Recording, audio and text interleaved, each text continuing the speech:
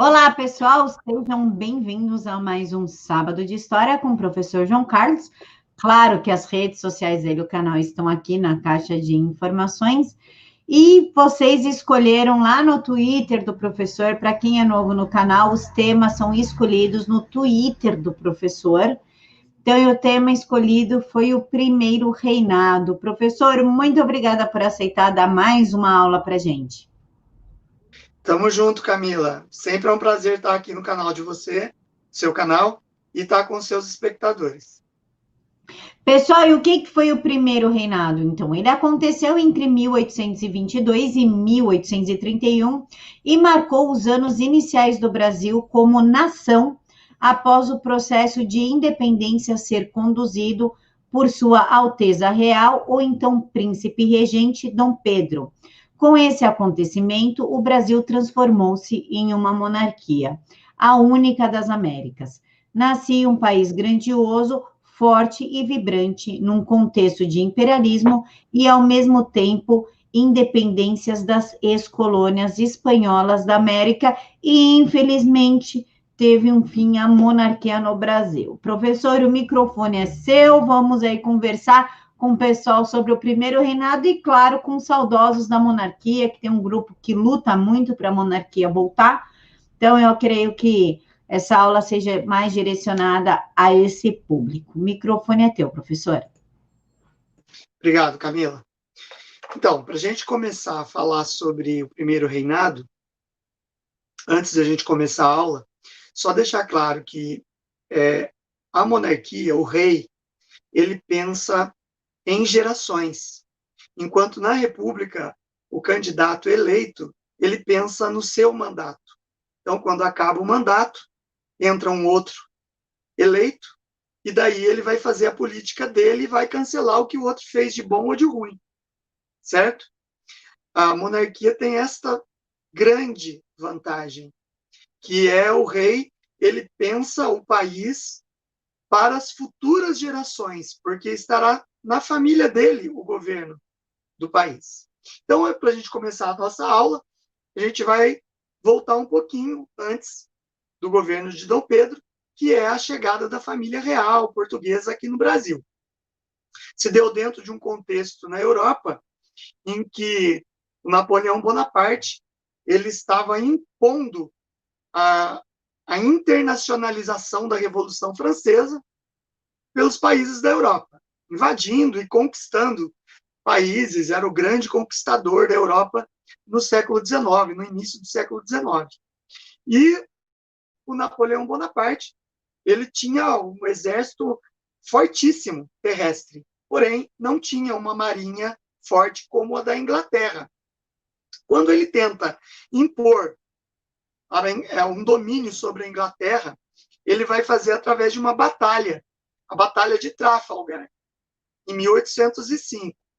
Essa batalha, nos mares ali próximos à Espanha, ele acabou perdendo essa batalha para a marinha inglesa, que era poderosíssima, que era comandada pelo almirante Nelson, lendário almirante Nelson, cultuado até hoje lá na Inglaterra, se nenhum antifa derrubar as estátuas dele, né? Então, assim, ele não consegue impor o domínio sobre o reino inglês. E daí Napoleão vai mudar a sua estratégia e vai tentar a estratégia de asfixiar o reino inglês através do comércio. Ele vai planejar um bloqueio continental. Esse bloqueio é um decreto de Napoleão, bloqueio continental de 1805, e entra em vigor a partir de 1806, estabelecia que nenhum navio inglês comercial ou militar poderia usar portos no continente europeu. Estavam proibidos de aportar. Caso alguma nação continental europeia recusasse-se a obedecer o bloqueio continental napoleônico, seria castigada, seria invadida e dominada pelas tropas napoleônicas, as temíveis tropas napoleônicas que estavam ganhando todas as batalhas na Europa. Então, os países, é lógico, aderiram. Quem já era conquistado ia seguir naturalmente esse processo, mas quem não era acabava tendo que respeitar o bloqueio continental. Acontece que o pequeno reino de Portugal, um país que tem seu litoral voltado para o Atlântico, não acatou as ordens do grande Napoleão Bonaparte. Era o príncipe regente Dom João que estava governando o país. Eu falo príncipe regente porque a mãe dele, Dona Maria I, a rainha de Portugal, ela passou por problemas psíquicos, né, de depressão, e era apelidada de Maria a Louca, porque ela perdeu um filho e um marido em pouco espaço de tempo. Isso afetou a mente dela e ela acabou sendo afastada do governo português. E o filho mais velho, Dom João, assume essa responsabilidade como príncipe regente. Ele acaba ludibriando, por um tempo, Napoleão. Como? Ele tinha contato com os diplomatas ingleses que o aconselhavam, e ele tinha também que manter os contratos comerciais com a Inglaterra, que já duravam mais de 100 anos. Tinha um contrato, acordos comerciais como o Tratado de Panos e Vinhos, que vinham do século XVIII, lá entre Portugal e Inglaterra, em que a Inglaterra fornecia tecidos nas suas grandes manufaturas semi-industriais para Portugal, e Portugal cedia a sua produção vinícola para a Inglaterra. Então, era um comércio muito vantajoso para a Inglaterra, que queria dar vazão para esses produtos, né? Então, eles acabavam aconselhando Dom João em tentar ganhar tempo e furar esse bloqueio continental, não acatar. E Dom João não acatava. Até existem historiadores, através de pesquisa, que mostram que documentos eram assinados por Dom João decretando que estava proibido navios ingleses de aportarem em portos portugueses, mas era apenas jogo de cena. Não eram documentos para serem levados a sério pelos comandantes militares portugueses. Era apenas para demonstrar para Napoleão que ele estava acatando. Lógico que Napoleão tinha espiões por toda a Europa e foi informado disso, né? Que o Dom João não estava acatando. Por isso, Napoleão, em 1807, ele acaba assinando um tratado junto com a Espanha, um tratado francês-espanhol, que é o Tratado de Fontainebleau. Esse Tratado de Fontainebleau, na verdade, já era uma previsão napoleônica de invasão a Portugal. Eles pretendiam, nesse tratado, estabelecer que o exército napoleônico poderia atravessar o território espanhol para invadir Portugal, que não vinha respeitando o bloqueio continental. Acontece que, depois de assinado esse tratado, Napoleão se aproveitou e tomou a Espanha também para os seus domínios, por volta do final de 1807, certo? E assim facilitou muito mais. Ele acaba colocando o irmão dele, José Bonaparte, como governante da Espanha, ok? E daí ele invade Portugal. Quando ele chega nas fronteiras entre a Espanha e Portugal, o rei português já estava avisado da movimentação de tropas napoleônicas chegando cada vez mais próximas. Então, aconselhado pelos diplomatas ingleses, ele começa a organizar a corte para fugir de Portugal. A ideia dada pelos ingleses era fugir para a principal colônia portuguesa, que era a colônia do Brasil. Brasil, maior colônia portuguesa que ficava na América. Assim, quando as tropas napoleônicas, comandadas pelo general Janot, chegam a Lisboa, numa noite chuvosa, horas antes, toda a corte portuguesa já havia embarcado para rumo ao Brasil. Estima-se, não se tem documentos que mostrem os números reais, mas estima-se que 15 mil pessoas da corte portuguesa, entre nobres, militares de alta patente, alto clero português, fugiram em embarcações de pequeno, médio e grande porte. Estima-se que sejam mais ou menos 200 embarcações, levando aproximadamente 15 mil pessoas, e foram escoltados pela Marinha Britânica, não correndo risco, assim, de ter uma infeliz encontro com navios franceses no caminho e serem atacados, certo? Então, a escolta britânica acabou dando essa proteção.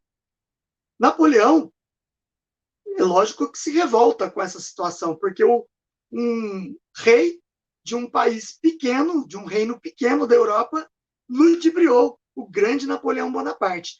Os cronistas da época, que eram as pessoas que faziam as anotações históricas, que acompanhavam batalhas e faziam todas as anotações, chegam a citar que Napoleão chegou a dizer que Dom João foi o único monarca europeu a enganá-lo.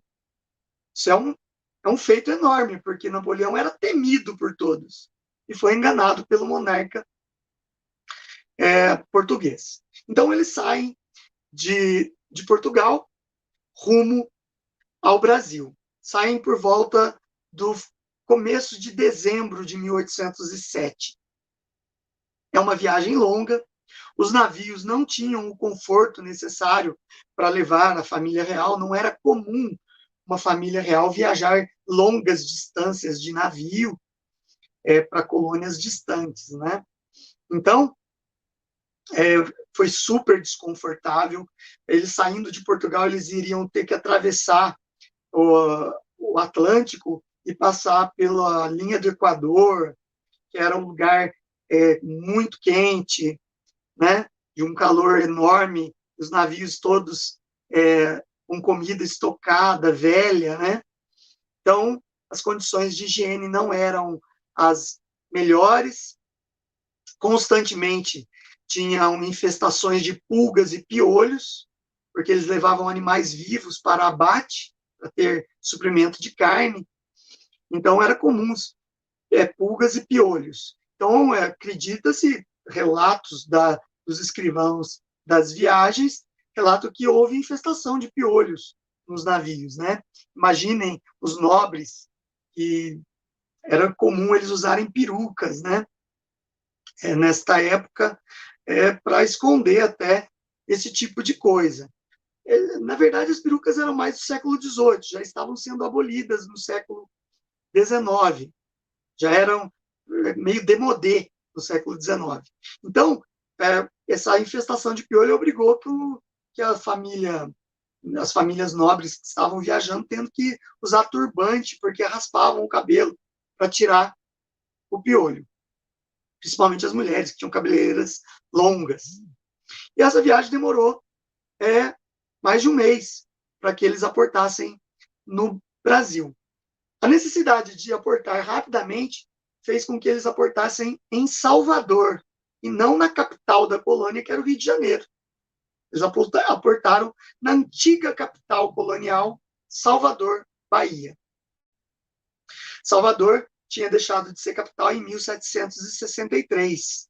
Na época da exploração do ouro no Brasil, por uma questão logística e estratégica, a coroa portuguesa, na época, decidiu que seria melhor transferir a capital para o Rio de Janeiro, que tinha portos mais preparados para uma defesa, caso acontecesse algum ataque, e para o escoamento do ouro de uma forma mais fácil para a Europa, certo?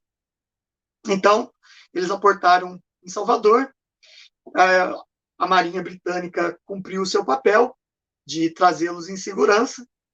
Alguns diplomatas ingleses também desembarcaram junto com os nobres e com a família real, e logo depois que eles desembarcaram e se acomodaram em Salvador, os diplomatas começaram a fazer pressão sobre Dom João para que ele assinasse o, um tratado, né? Tratado de abertura de portos às nações amigas. O que significava esse tratado? Assinado em 1808. Foi assinado pouco tempo depois que eles desembarcaram. Esse tratado, ele abria os portos brasileiros a todas as nações amigas de Portugal para o comércio, o livre comércio. Lembro que antes da chegada da família real, o Brasil vivia o pacto colonial, que era o comércio exclusivo, era um exclusivismo comercial. Era o comércio exclusivo entre a colônia e a sua metrópole, que era Brasil e Portugal, certo? Então, essa assinatura do Tratado de Livre Comércio, né, de abertura dos portos, acaba pondo fim, suspendendo o pacto colonial, o exclusivismo comercial. E assim, o Brasil começa a sentir ares de liberdade, certo? Então, como a aula não é sobre a chegada da família real, só exemplificando que isso fez com que o Brasil já tivesse áreas de liberdade. Depois de assinado esse tratado, houve mais um tratado em 1810, que foi o Tratado de uma aliança de paz, amizade e comércio entre Brasil e Inglaterra, fortalecendo os laços comerciais ainda mais. Esses tratados objetivavam facilitar o comércio de produtos ingleses para o Brasil, dando vazão àquele comércio que não podia ser feito na Europa por causa do bloqueio continental. Então, o Brasil ia absorver parte desse comércio inglês. É notório, é documental, que o Brasil acabou tendo uma enxurrada de produtos ingleses aqui. Para vocês terem uma ideia, para dar vazão a esses produtos ingleses, existem relatos de até desembarque de esqui para neve, fabricados na Inglaterra para o Brasil. Comprava-se de tudo apenas para dar vazão ao comércio inglês. Bom, o príncipe regente Dom João, ele vai governar o Brasil depois que ele chega no Rio de Janeiro, a capital colonial. É ali que ele vai estabelecer a sede do governo português na América e de todo o reino português no mundo. Ok? Dom João, então, ele vai criar toda a infraestrutura estatal que o Brasil precisava para estabelecer o governo aqui. Antes de sair de Salvador, ele mandou emissários para o Rio de Janeiro. Esses emissários tinham o dever de escolher casas de fazendeiros ricos que pudessem e fossem apropriadas para acomodar a família real, já que no Brasil não existiam palácios nem prédios públicos vultosos para a família real, certo? Então, as pessoas do Rio de Janeiro apelidaram até os emissários que iam nas casas das pessoas ricas e faziam uma vistoria e falavam que aquela casa era adequada para abrigar membros da família real e a nobreza, e na saída eles carimbavam, punham um carimbo na porta com a sigla PR, Príncipe Regente. Logo, a população do Rio de Janeiro apelidou de Ponha-se na Rua, porque o dono daquela casa tinha um tempo rápido para deixar a casa levando suas roupas e seus pertences pessoais e deixando os móveis para acomodação dos nobres portugueses. Assim, o príncipe regente e sua família se estabeleceram no Rio de Janeiro, criaram toda a infraestrutura, rede de esgoto que não existia na cidade, construção de palácios, prédios públicos, primeiro museu, biblioteca, teatro, aqui no Brasil, foram trazidos pelo Dom João, né, que se preocupava muito com o aspecto cultural. A colônia não tinha essa cultura elevada como tinha na Europa. Então, ele foi o primeiro a trazer isso. Também criou uma escola militar, que acabou dando origem ao Colégio Naval e à Escola Naval do Rio de Janeiro. Era um colégio de formação de militares. Criou a primeira fábrica de pólvora e munições para fabricação de projéteis, né, para o exército português aqui no Brasil. localizado na cidade do Rio de Janeiro, o Jardim Botânico, que era o Horto Real, com espécimes de plantas de todas as colônias portuguesas no mundo, e era um lugar de passeio nos finais de tarde, que era um costume europeu dos nobres, pelo Horto Real, que é o atual Jardim Botânico. Emissários submarinos para levar os dejetos do esgoto para mais além das praias, para quase ao alto mar, certo? Tudo isso, estruturas criadas pelo Dom João. Ele criou o Banco do Brasil, primeira estrutura bancária do Brasil, foi importantíssimo. A maior fortuna depositada no Banco do Brasil foi do próprio Dom João. E alguns nobres que trouxeram também suas riquezas também depositaram ali. Então, o Banco do Brasil tem mais de 200 anos, ok? Continuando com isso, ele também estabelece no Rio de Janeiro a abertura da imprensa, né? O Brasil era proibido, desde a época da Inconfidência Mineira, existia decretos reais que proibiam qualquer tipo de tipografia oficial no Brasil ou privada no Brasil,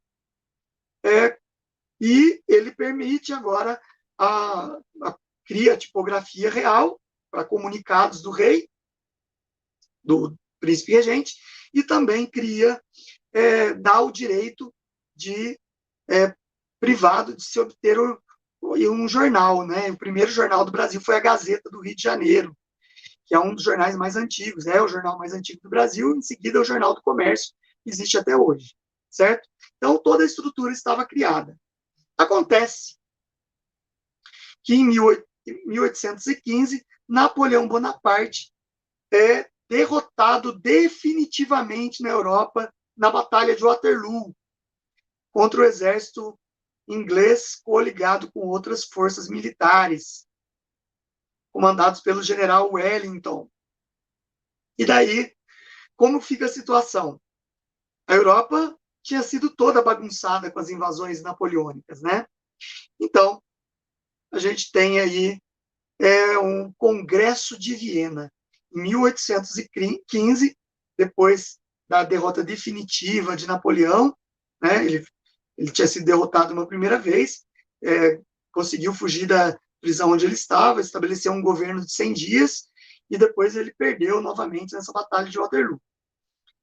Bom, os países, as monarquias europeias que haviam sido prejudicadas pelas invasões napoleônicas na Europa, estabeleceram um congresso, o Congresso de Viena. Esse Congresso de Viena tinha a função de refazer o mapa europeu com base no que existia antes das invasões napoleônicas.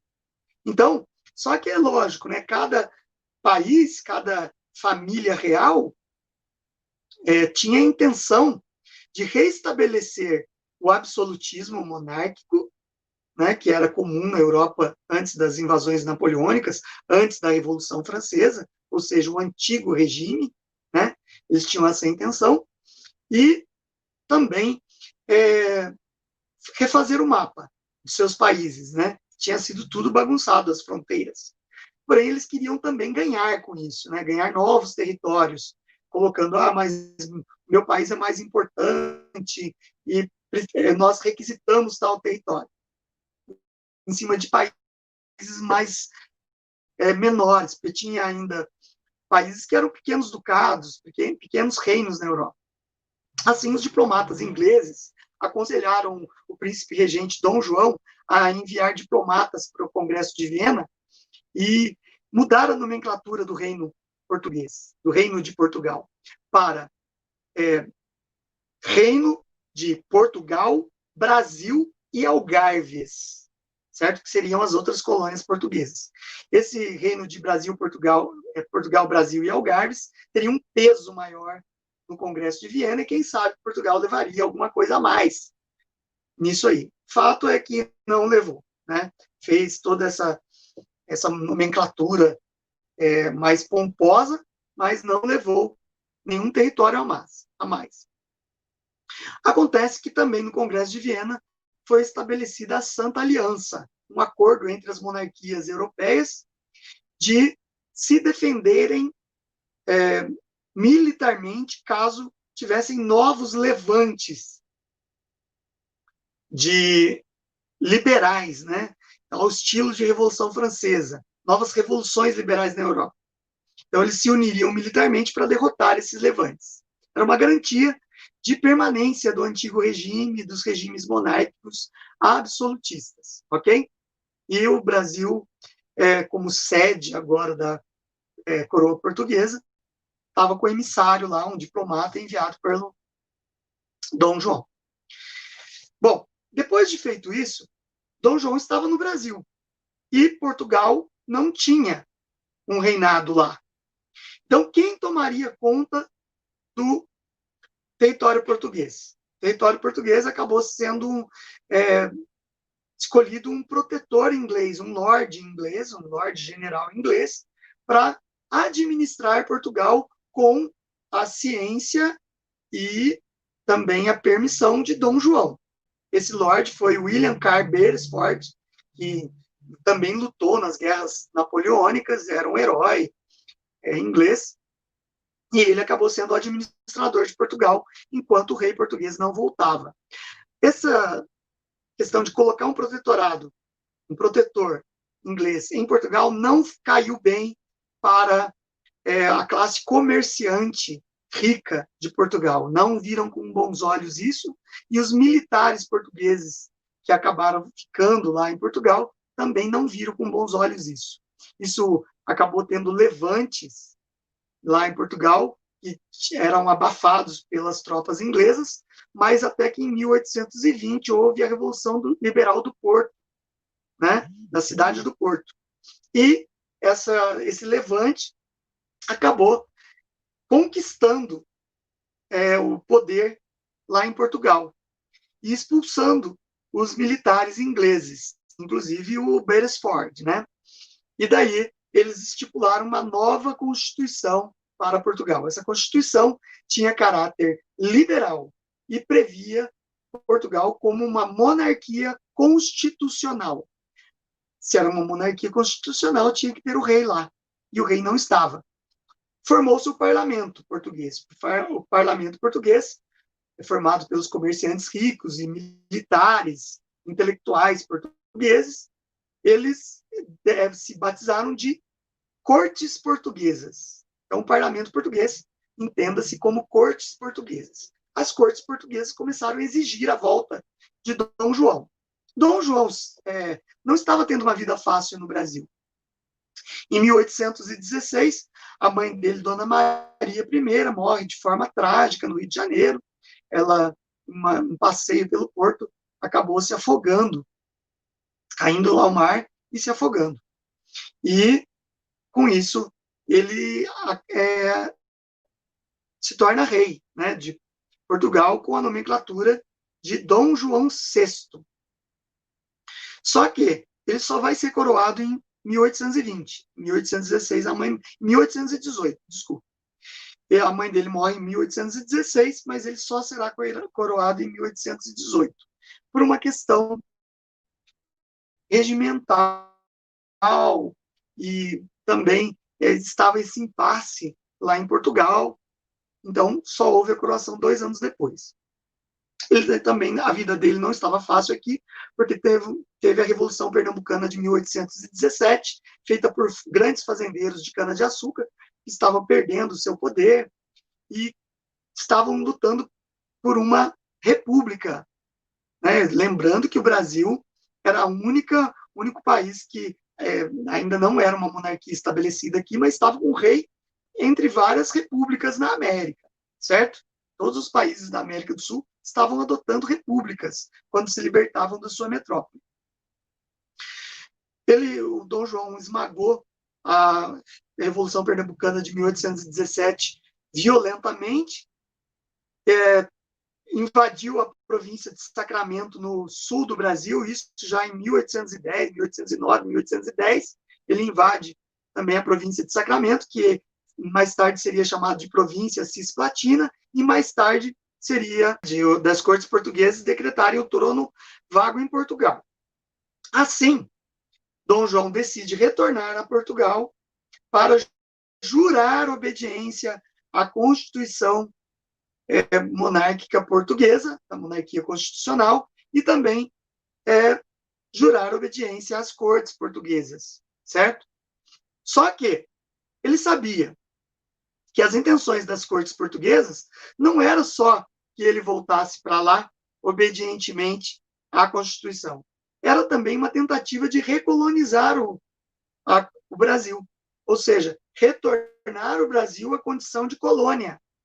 Dom João sabia que isso não iria acontecer mais. Por quê?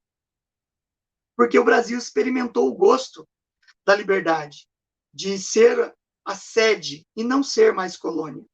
Existiam grandes movimentos aqui dentro do Brasil, separatistas, que queriam transformar o Brasil em república, ou se não a região onde eles atuavam em república, e também existiam vários movimentos que queriam a independência do Brasil frente a Portugal. Então, Dom João era um monarca inteligente, conhecedor desses problemas.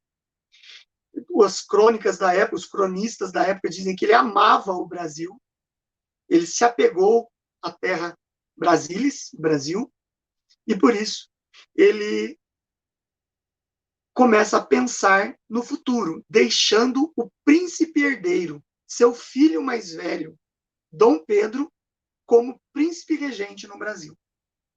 Certo?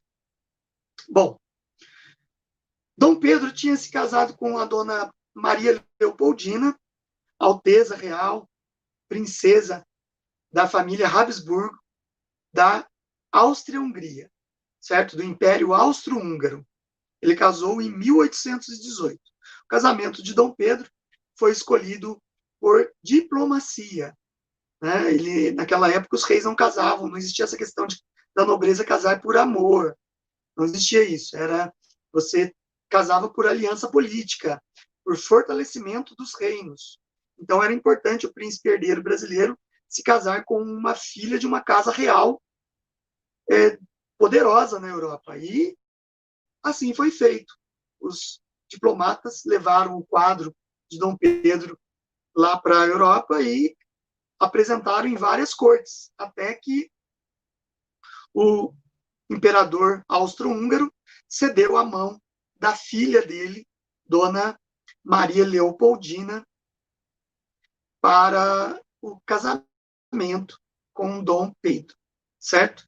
E ela chegou aqui, eles casaram por ofício na embaixada brasileira lá na Áustria. Depois ela veio e eles consumaram o casamento aqui, certo?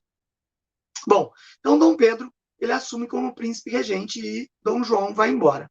Quando Dom João chega, Dom João VI, que foi coroado rei de Portugal, Brasil e Algarves, chega lá, ele jura obediência à Constituição, como já era previsto, jura obediência ao parlamento, que são as cortes portuguesas, porém, ele é questionado, cadê o príncipe regente? Cadê o príncipe herdeiro?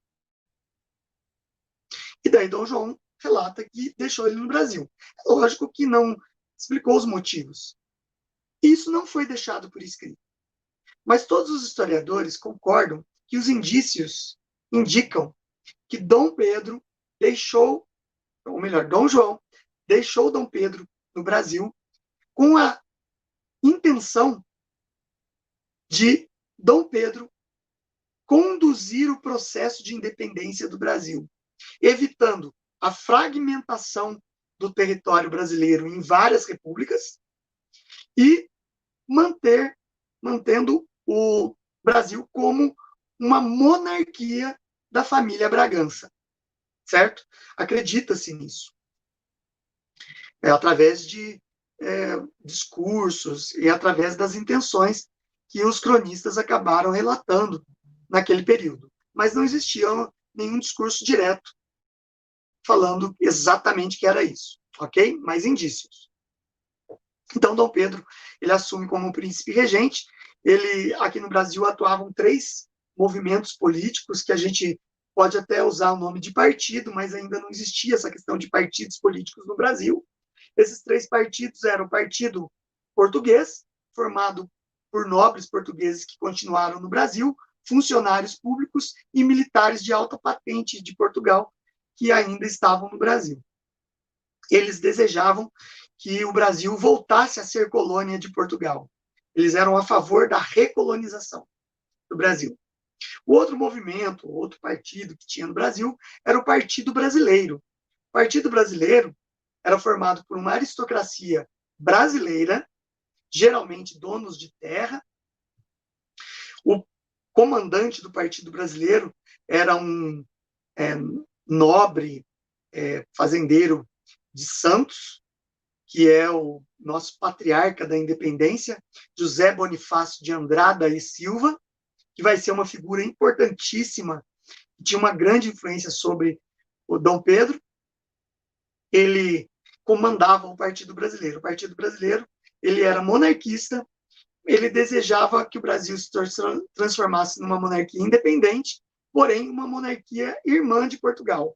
Ou seja, Brasil e Portugal seriam monarquias duais, uma monarquia irmã de Portugal. Esse era o desejo do Partido Brasileiro. E um terceiro movimento, também pode ser chamado de partido, era o Partido Liberal Radical. Esse era mais localizado em algumas regiões do Brasil, principalmente no sul, e eles desejavam república, nos moldes das repúblicas platinas, Argentina e mais tarde Uruguai, certo? Para o Brasil. Era uma corrente formada por comerciantes e fazendeiros daquela região, daquelas regiões. Ok? Bom, então o Dom Pedro, ele tinha um apoio explícito do Partido Brasileiro, comandado por José Bonifácio. Assim, ele vai vai compor um ministério, que é um conselho de ministros, e vai chamar o José Bonifácio para ser o ministro da Justiça. Era um cargo importante, até porque isso afrontava Portugal, né, as cortes portuguesas, porque o Brasil não era um reino e não podia ter ministérios. E ainda ter um Ministério da Justiça era uma afronta. Então, as cortes portuguesas estavam fazendo pressão para que o príncipe regente voltasse para Portugal, enviando diversos comunicados exigindo a volta. E Dom Pedro relutava em vir.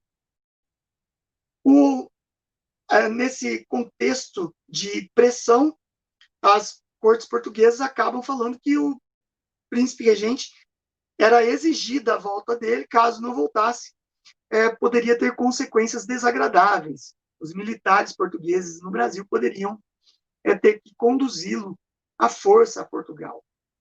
Assim, o Partido Brasileiro acabou se movimentando na cidade do Rio de Janeiro, que tinha mais ou menos 20 mil habitantes naquela época, e colheu assinaturas para o movimento.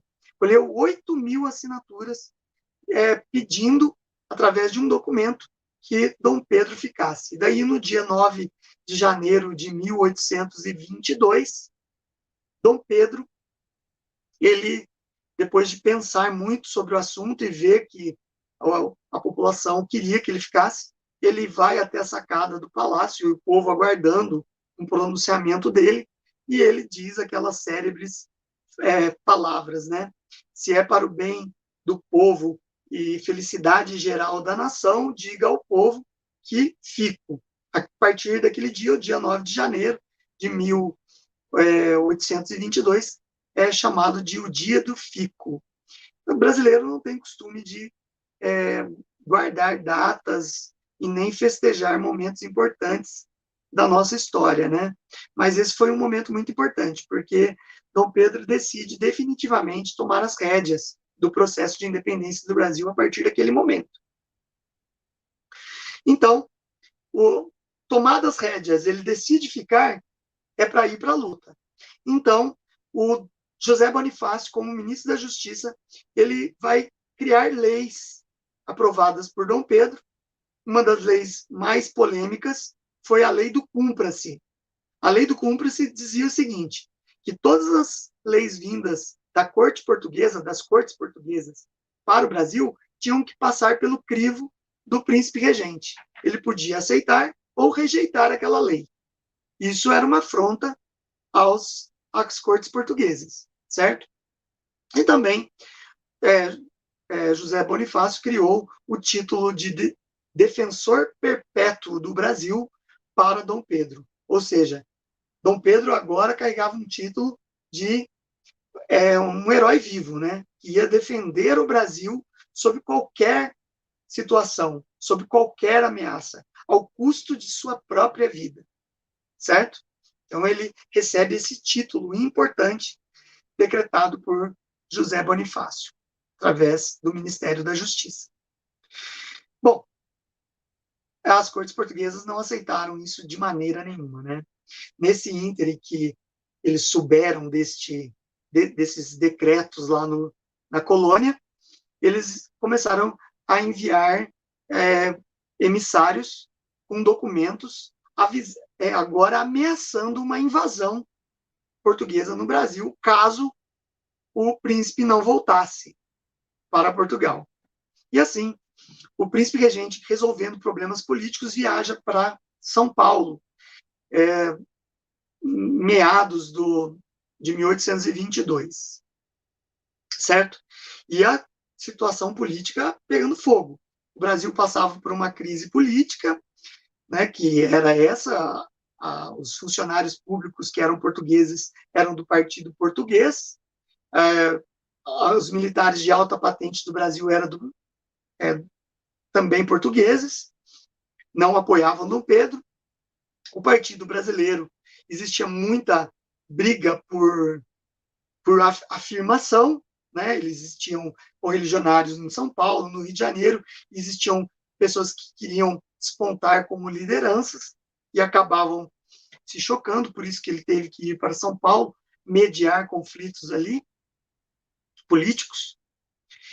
E essa tormenta toda ainda era piorada com uma crise econômica, porque quando Dom João vai embora do Brasil, ele acaba levando toda a fortuna da corte portuguesa que estava depositada no Banco do Brasil, o que vai acabar levando o Banco do Brasil à falência, né? Ele sofre sua primeira falência no governo de Dom Pedro, certo?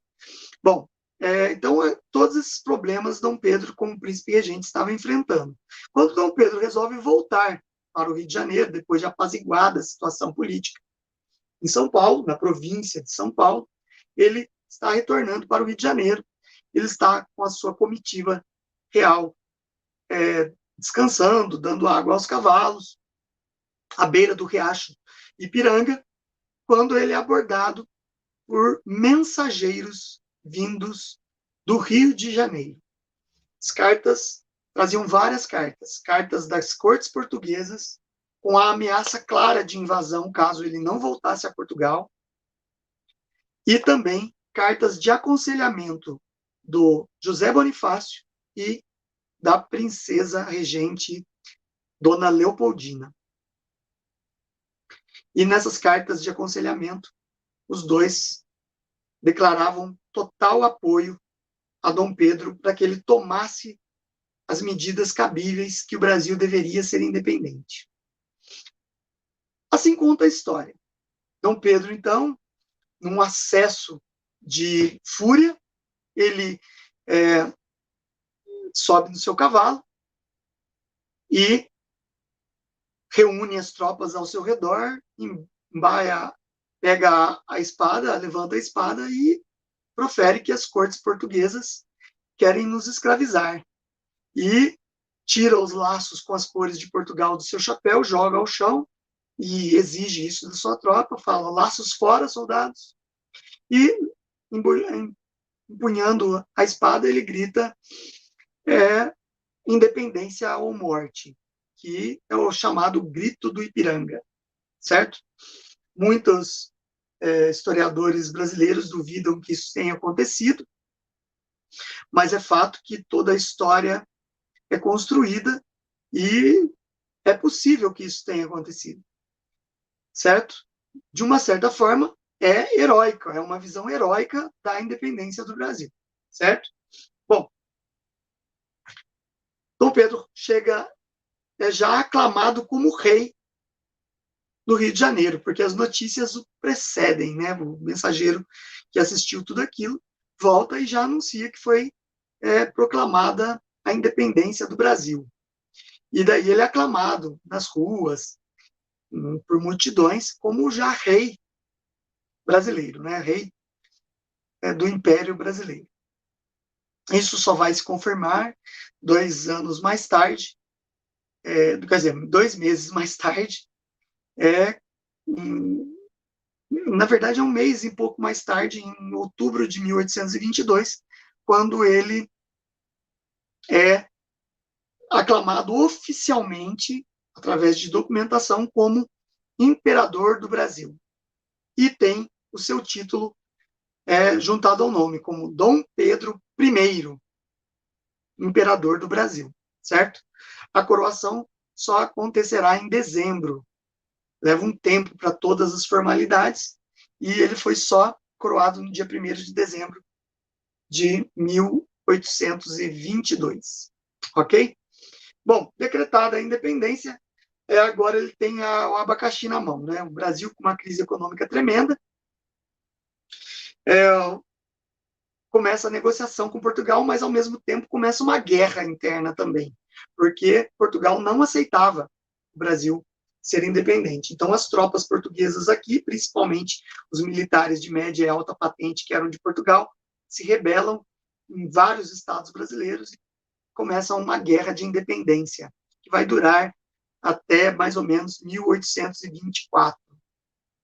Essa guerra de independência, nós tínhamos soldados e pessoas que estavam se alistando, brasileiros, que estavam se alistando para lutar, mas nós não tínhamos comandantes. Então, Dom Pedro, ele acaba contratando mercenários, antigos generais de exércitos napoleônicos e até do exército inglês, que aceitavam vir lutar por dinheiro. Então, eram mercenários que vinham aqui. Ele contratou 2 expoentes, um expoente do militar do exército napoleônico, o general Labatut, e um expoente do exército inglês, general Cochrane, certo? Os 2 generais vão usar táticas com as tropas brasileiras contra os portugueses e vão esmagar essas tropas em vários estados. Aconteceram na Bahia, no Pernambuco, no Pará, várias ações violentas. Ele acabou debelando essas tropas portuguesas e venceu a Guerra de Independência. Nos bastidores, a diplomacia trabalhava com Portugal, tentando entrar num acordo em que Portugal reconhecesse a nossa independência. Os Estados Unidos estavam em plena política Monroe, a doutrina Monroe, que tem como frase base a América para os americanos, querendo afastar as influências europeias aqui da América. Então, o presidente Monroe, ele foi o primeiro a reconhecer a independência do Brasil, seguido depois pelo México, certo? Portugal, em 1824, ele acaba aceitando a independência, reconhecendo a nossa independência, mediante uma indenização vultosa, em milhões, né, de libras esterlinas, que era o dinheiro mais valorizado da época, certo? E o Brasil acabou pedindo empréstimo inglês para pagar essa indenização e acabou sendo a primeira dívida externa brasileira, a partir daí. O Dom Pedro, então, agora estava com o Brasil independente. Foi convocada uma Assembleia Constitucional para formular a primeira Constituição do Brasil em 1823. Então, a Assembleia foi constituída no Rio de Janeiro, né? Vários fazendeiros, intelectuais, comerciantes ricos, juristas, acabaram compondo a Assembleia Constituinte, que era composta por 90 constituintes, certo? Escolhidos pela população. esses constituintes, então, eles se reuniam para fazer a nova Constituição. Acontece que existia muita influência liberal nessa Constituição. E também a Constituição corria um sério risco de tirar os poderes do monarca, do imperador, Dom Pedro. Então, as discussões eram criar mecanismos para que o imperador, na verdade, não governasse, ficasse limitado pelo futuro Congresso Nacional, que eles escolheriam um estilo de primeiro-ministro para governar o Brasil. O Brasil estava sendo planejado nessa Constituição para ser uma monarquia constitucional. Não era a intenção do Dom Pedro, e muito menos de algumas forças que o apoiavam. Assim, a Assembleia Constituinte acabou sendo dissolvida, né? Dom Pedro ele tinha correligionários que compunham as discussões, sendo avisado do que estava sendo feito, ele mandou as tropas imperiais cercarem o prédio onde estava sendo realizada a Assembleia, né, Constituinte, e deu um ultimato para que eles saíssem do prédio. Eles trancaram as portas por dentro, se declararam em Assembleia Permanente até terminar o texto da Constituição. E viraram a noite fazendo o texto da Constituição, foi chamada de a Noite da Agonia até, porque eles não sabiam se ia terminar a Constituição antes que o dia raiasse, era o prazo dado por Dom Pedro. O dia raiou, Dom Pedro mandou invadir o prédio. Invadiu o prédio, aquela Constituição estava anulada. Essa Constituição foi apelidada de Constituição da Mandioca, porque eles estabeleceram como voto censitário a riqueza dos fazendeiros com base em hectares de plantação de mandioca, para saber o que isso significava na época, né? Isso significava que eram fazendeiros muito ricos. Então, foi apelidado de Constituição da Mandioca. A partir daí, Dom Pedro reuniu um grupo de 10 brasileiros natos escolhidos por ele, e esses 10 brasileiros, com base na Constituição francesa, né, que é uma das constituições mais liberais do mundo, formularam o texto da primeira Constituição do Brasil de 1824. Essa Constituição foi, portanto, outorgada. Significa outorgada, imposta pelo imperador. Não houve uma Assembleia Constituinte para fazê-la. Ele outorgou a Constituição, essa Constituição valeu por quase todo o século XIX, né? Ela, 65 anos, se eu não me engano, ela esteve vigente. E os principais pontos da Constituição foram voto censitário, né? Estabelecia uma renda mínima para que a pessoa pudesse votar e uma renda para a pessoa ser candidata a deputado, a senador, nessa Constituição, para ser eleito, certo? Então, uma pessoa que tinha que ter renda, ela excluía a maior parte do povo brasileiro, que era muito pobre. Então, era uma Constituição elitista. Também estabelecia os 4 poderes, executivo, legislativo e judiciário, e o poder moderador. O poder moderador era exclusivo do imperador, ele podia intervir em qualquer dos outros poderes, caso ele achasse que algum poder estava ultrapassando limites, né, estava passando os limites, então o poder moderador tinha o direito de intervir. Ok? Talvez é o que está faltando hoje no Brasil. Bom, continuando. O poder executivo era do imperador e dos seus ministros. O poder legislativo faria as leis, era o Senado e os deputados federais. E o poder judiciário. O poder judiciário já vinha desde a época do Dom João, que tinha estabelecido cortes judiciais no Brasil, escolhidas por ele. Então, Dom Pedro também usou a mesma prerrogativa. Ele poderia escolher os juízes das cortes, principalmente da Suprema Corte do Brasil. Daí vem essa tradição do executivo escolher o juiz da Suprema Corte. Assim, foi estabelecida nessa Constituição de 1824. A Constituição não abarcou liberdade para escravos, porque isso desagradaria a elite rural, né, que estava tendo bastante representatividade na política brasileira. Além disso, também a Constituição brasileira estabeleceu a, a religião católica apostólica romana como religião oficial do Estado, apesar de ser submissa ao Estado. Então, a religião católica apostólica romana era a religião oficial, porém, ela tinha que ser submissa ao imperador. Isso é chamado de lei do padroado, certo? Então, ele tinha a prerrogativa de comandar a igreja aqui no Brasil. Isso era uma prerrogativa até napoleônica, tinha isso na Europa também. Ok?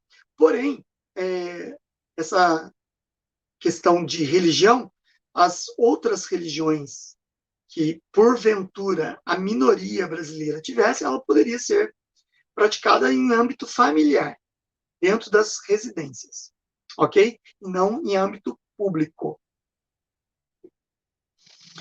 Bom, Dom Pedro teve problemas a partir dessa Constituição. Nós temos aí uma revolta, que é a Confederação do Equador no Nordeste brasileiro, que é advinda daquela Revolução Pernambucana de 1817, que Dom João teve que combater. Os líderes tinham sido presos, mas agora eles estavam soltos e organizaram essa Confederação do Equador. É chamada Confederação do Equador porque eram os estados do Norte e Nordeste que estabeleceram as revoltas e que a linha do Equador estava bem próxima ali, certo? Então era a Confederação do Equador. Eles desejavam romper com o Brasil, separatismo, e colocar uma república com constituição liberal nos estados. Dom Pedro, mais uma vez, teve que agir uma força repressora violentíssima. Foram meses de batalha. Os líderes agora foram presos e executados por alta traição. Lesa majestade, que era chamado. Ok? Bom, não foram só esses problemas. O Brasil passava ainda a crise econômica, advinda da fortuna que estava depositada no Banco do Brasil, que levou à falência o Banco do Brasil. Então, Dom Pedro teve que reinaugurar o Banco do Brasil, né, para poder estabelecer negócios aqui no Brasil. Acontece que, desde 1767, o café estava entrando no Brasil. Ele entrou pela Guiana Francesa, trazida por um português chamado Francisco de Melo Palheta. Ele trouxe as primeiras mudas, que foram testadas no Nordeste e no Norte do Brasil, mas o clima e o solo não eram os ideais, e depois elas foram trazidas para a região Sudeste, onde elas se adaptaram melhor. O Brasil estava num momento de transição econômica, de monocultura.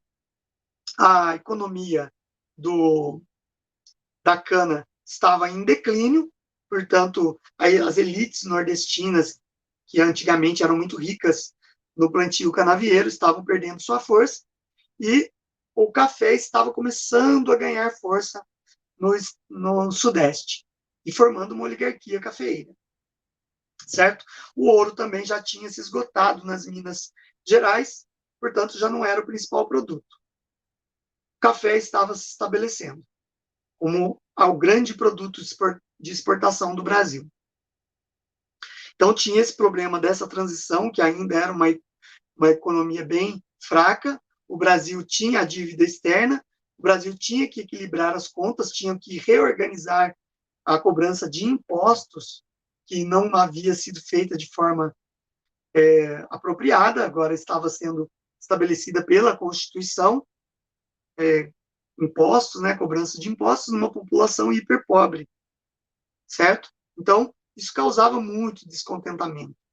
Acontece que, a partir de 1826, a província cisplatina, lembram que era a província do Sacramento, e que o Dom João tomou para agradar Carlota Joaquina, que era uma província espanhola. Carlota Joaquina, querendo ter um pedaço da Espanha para ela, fez com que Dom João invadisse a província do Sacramento, que passou a se chamar província cisplatina. Eles não tinham a cultura nem idioma brasileiro. Falavam castelhano e tinham os costumes das repúblicas latinas, Paraguai, Uruguai, Paraguai e Argentina. Então, ali houve uma guerra. Dom Pedro teve que estabelecer novos impostos para bancar esta guerra, fazendo com que o custo de vida aumentasse demais também, desequilibrando a economia do Império. Ele foi para o Rio Grande do Sul lutar lá na província Cisplatina. O Brasil acabou perdendo a guerra e a província Cisplatina se tornou independente com o nome de República Oriental do Uruguai, certo? Então, isso já foi péssimo para o Império e também péssimo para a popularidade de Dom Pedro. Dom Pedro I volta para o Rio de Janeiro, ele já estava sofrendo várias críticas, houve também o problema, as convulsões internas, né, que estavam acontecendo. Um jornalista chamado Líbero Badaró foi assassinado em São Paulo e descobriram que correligionários de Dom Pedro que haviam assassinado queriam ligar o nome de Dom Pedro a ele, e isso causou furor em vários opositores. Dom Pedro, tentando resgatar apoios, fez uma visita oficial à província de Minas Gerais, só que lá ele foi muito mal recebido pela elite mineira, que muitos da elite mineira estavam revoltados com a morte de Líbero Badaró. Ele, quando retorna ao Rio de Janeiro, há um aquartelamento de tropas que se recusavam a lutar contra, protegê-lo contra a população enfurecida, que estavam reclamando que os impostos eram muito altos, que a economia estava terrível e tudo mais. Cercaram, a população cercou o palácio do Palácio Real, e Dom Pedro não tomou nenhuma medida violenta, porque sabia que isso ia acabar num massacre. Não teve apoio de uma parte das tropas, então eles estavam com toda a sua força política muito debilitada, né? E para piorar, lá em Portugal, Dom João VI morre em 1826. E daí tem um processo de sucessão do trono lá. Quem era o príncipe herdeiro? Era Dom Pedro. E a elite brasileira tinha medo que Dom Pedro assumisse o reino de Portugal e desse mais atenção a Portugal e fizesse do Brasil novamente uma colônia. Existia esse medo constante na elite brasileira que isso pudesse acontecer. Dom Pedro teve o cuidado de abdicar o trono em nome da filha dele, Dona Maria da Glória. Maria da Glória. Só que a sucessão do trono lá, o Brasil estava enviando dinheiro para bancar a posição nas cortes de aceitar a Maria da Glória como sucessora indicada por Dom Pedro. Então, dinheiro que já estava faltando no Brasil acabou migrando para lá. Foi um erro estratégico. Logo, Dom Pedro, enfraquecido, criticado, com a sua popularidade em baixa, ele decide, em 1831, abdicar do trono brasileiro em favor do seu filho, Dom Pedro de Alcântara, que tinha apenas 5 anos de idade. Ele escolhe o José Bonifácio de Andrada e Silva, o nosso patrono da independência, para ser o tutor legal de seus filhos. E ele acaba indo embora para Portugal, até porque o irmão dele, Dom Miguel, que assumiu o trono como príncipe regente, porque a filha dele, Dona Maria da Glória, ainda era uma infante, não tinha idade, e o Dom Miguel I, ele usurpa o trono lá em Portugal. Então, Dom Pedro acaba indo lutar lá para reaver o trono em nome da filha. Ele acaba reavendo o trono lá em Portugal, e quando ele revê o trono, até a filha completar a maioridade, ele governa como imperador, como rei de Portugal, Dom Pedro IV de Portugal. certo? E daí o Brasil, como o Dom Pedro de Alcântara, futuro Dom Pedro II, não tinha idade, aqui estabelece-se, de acordo com a Constituição, o período regencial, que é uma outra história que nós vamos contar mais tarde. Ok, Camila? Então, o primeiro reinado se encerra aí. Professor, Sim. hoje há um movimento até que bem forte para a volta da monarquia, né? Tem grupos organizados e eu acho bem interessante, principalmente com a história do poder moderador.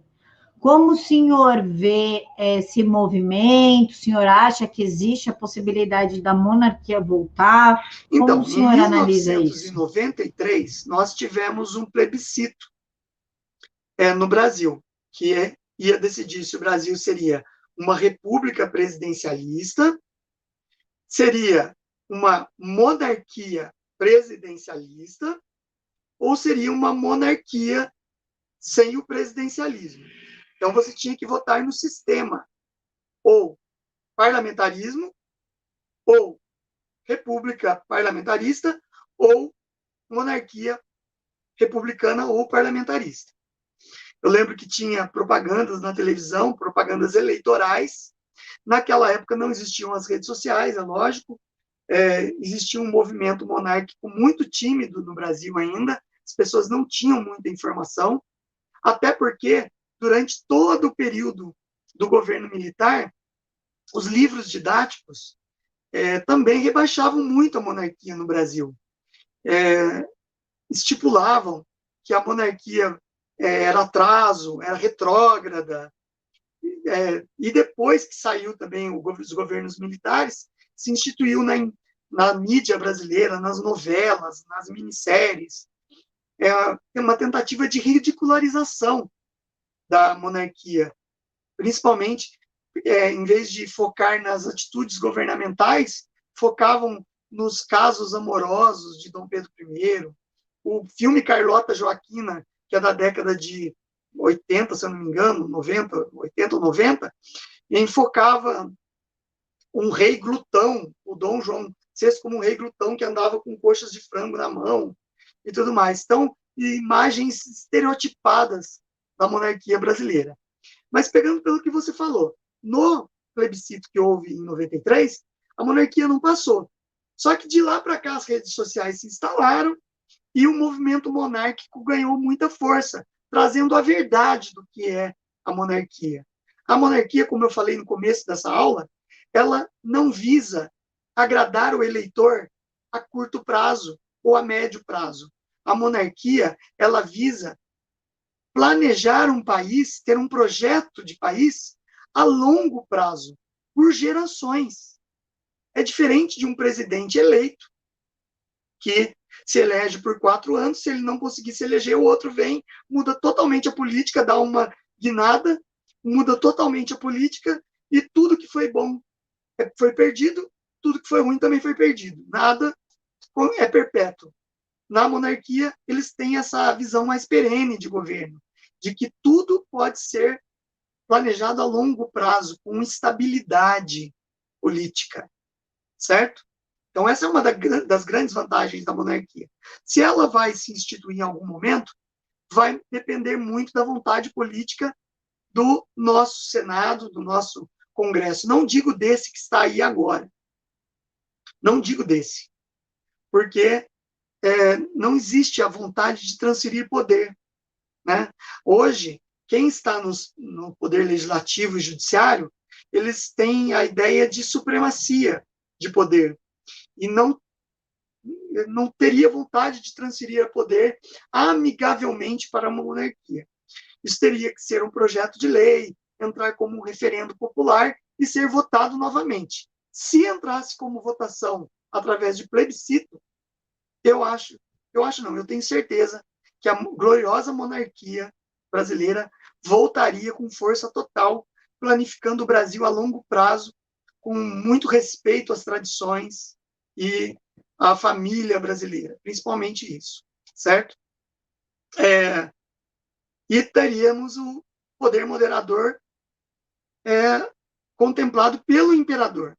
O imperador seria o grande planificador das políticas brasileiras, junto com um congresso, seria uma monarquia constitucional, é claro, e ele teria o poder de intervir nos demais poderes, principalmente em excessos contra a liberdade individual, contra a censura, que é tão comum hoje no Brasil, né? Isso seria um fato marcante, né? O imperador veria a população brasileira como os filhos dele, não hoje apenas como agradar para ganhar voto em época de eleição. É isso, Camila. Professor, muito obrigada. Pessoal, as redes do professor estão aqui na caixa de informações para escolher o tema da próxima aula. Insisto, mais uma vez, Saul Alinsky. Então, quem puder, agora eu já estou influenciando votos. Quem puder, vote no Saul Alinsky, por gentileza. Professor, muito obrigada pela aula. Eu que agradeço, Camila. Saul Alinsky é uma boa escolha. Nós temos que nos municiar conhecendo o que a esquerda quer implantar. E Saul Alinsky ele teve um papel muito nocivo na esquerda americana. Ele trouxe coisas na esquerda americana, para vocês terem uma ideia. Bill Clinton e a Hillary Clinton são devotos de Saul Alinsky. Eu acho que seria interessante todos nós sabermos mais sobre ele. Pessoal, então, por favor, votem, porque eu acho que de todos os grandes pensadores da esquerda, falta só o Saul Alinsky para a gente conversar. Aí depois a gente pode entrar em, por exemplo, a relação de Hitler com Stalin, o pacto de sangue que os dois fizeram, como foi quebrado esse pacto. Aí tem trocentos fatos históricos, né, professor? Tem o Brasil antes da colonização, como é que era, naquela época já existia o livre comércio, né? Não tinha Estado para regulamentar o comércio. A gente pode conversar sobre tudo isso, mas falta só o Saul Alinsky para terminar os pensadores, influenciadores da esquerda. Professor, muito obrigada. Um beijo no seu coração por disponibilizar aí o sábado para ensinar a gente, sem ganhar nada por isso. Muito obrigada mesmo. Eu que agradeço, Camila. Prazer estar aqui com vocês.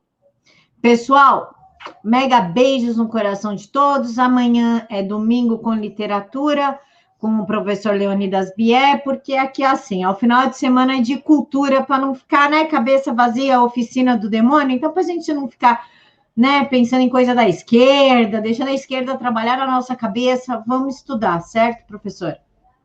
É isso aí, temos que estudar, porque só assim a gente vai superar essa ignorância política que tem no Brasil, né? Que a gente deixa as coisas acontecerem sem a gente poder fazer nada, só com conhecimento mesmo.